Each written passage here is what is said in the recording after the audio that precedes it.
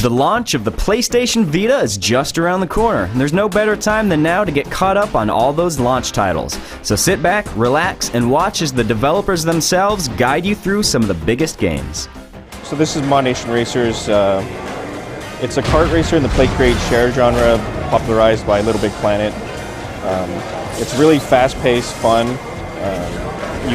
It's centered around building your own tracks, cards, mods. Everything you see playing right now is something someone has created using the tools that we have in the game. So here you just drag your finger around, you create a track that you like. You go over a part that you want to edit, drag your finger, and then you're modifying the spline into whatever shape that you want. So you can raise the height, create a jump. So here's the sculpting tool. This is where you just touch anywhere on the track and it'll start to sink the terrain in. Any fingers on the back, you can place them down and it'll start to raise the terrain based on where your fingers are at. And we should be coming up onto the hill that I created. So right here is the slight hill I created, plus the buses down there. And all that stuff, you can jump in and out just to test what you're creating, and then tweak it as you need it and upload it to the internet, and everyone else can play it too. Escape Plan is a dark tale where you have to help two little characters who've been trapped. One of the main things was just that everything you do is based on the touchscreen, but we know that people like to usually rest their hands, so we kind of use the analog sticks to control the camera and look around and kind of zoom in and zoom out and get, a better idea for what's going on in every room. So in this one here, I see these strange devices here. They're kind of like air vents. And this is where we realize that, by tapping, I have really good control over knocking stuff out of the wall, kind of making a staircase for little. So these are some of the intro puzzles, and as we kind of go through, the rooms start getting larger and larger, and we do a little bit more, harder things for the player to learn. So here, I have to start paying attention to the world. There's a large splat on the back of the wall there, so the hints become a little bit more subtle, the puzzles become a little bit harder. So I grabbed some coffee here, and now we'll see that Litter's all jittery, and now if I squeeze him, I can kind of give him a good squeeze, then basically he's going to dash. So if I squeeze him, I just miss.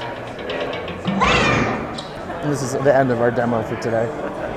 If you've been playing Katamari over the years, you might have felt like, there's more that the developers could do.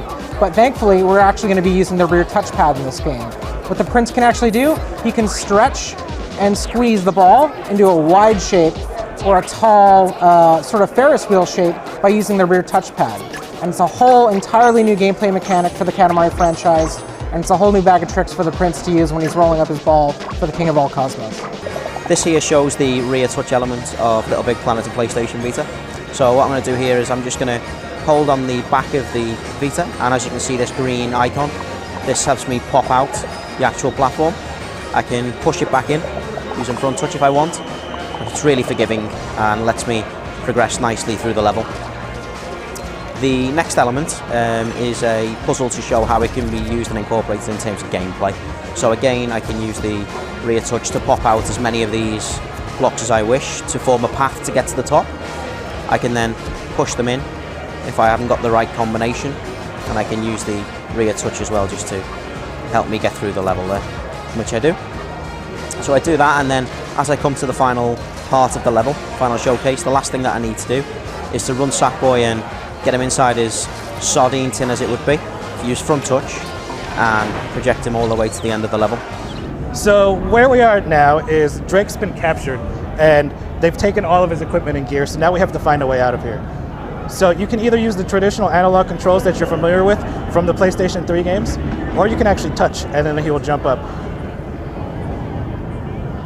So you can use the full touch. You can actually paint the ledges all the way everywhere you want to go and he'll follow you. Or you can just tap to the next spot you want to go to.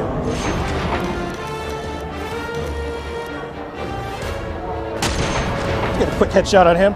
Make sure Marisa's safe. So as you can see, we can tilt the unit and it follows the reticle. But you can also use a combination of the analog sticks and then just use the tilt for the precision aim. Jeez, move. So I'm Seth Killian from Capcom, and here we have Ultimate Marvel vs. Capcom 3 coming out on the Vita.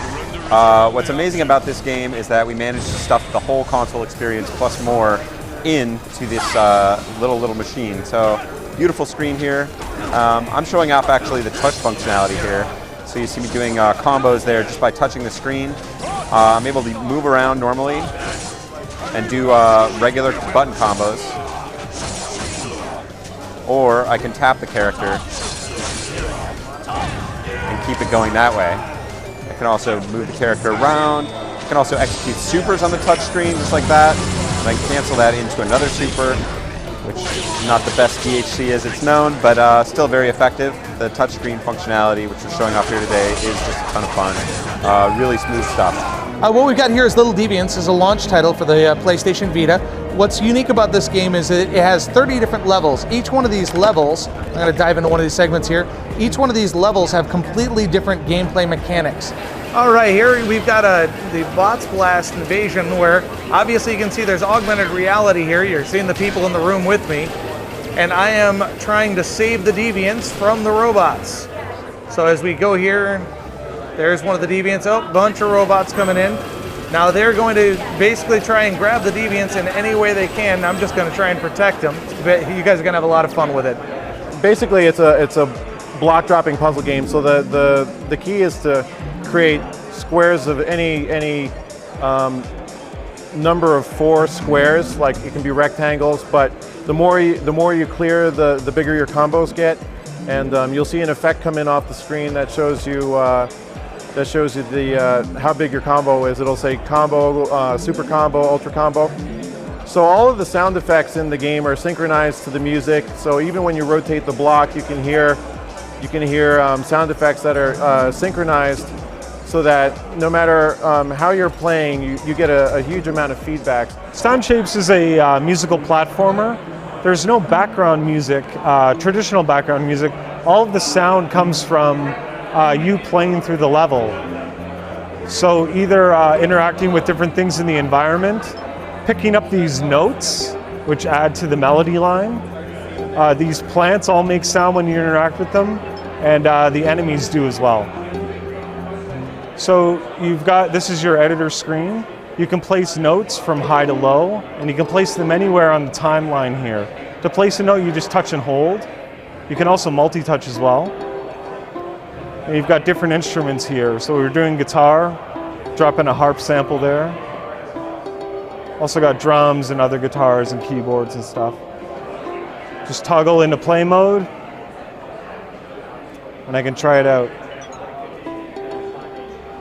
So this is FIFA Soccer for the PS Vita. Really excited about this game. It is for the first time truly a next-gen experience on a handheld, and it's the first time we've ever been able to do that. So you'll be able to play a career mode, a full career mode, 1v1 online with your friends or against anyone around the world. We've also looked to leverage some of the unique PS Vita features. So we have touchscreen passing, touchscreen defending as well as using the rear touchpad for shooting. So what that does is allow you to, essentially the rear touchpad is like the goal net, and anywhere you press on the back is where the shot will go. So we have over 30 leagues, 500 teams, and 15,000 players in game.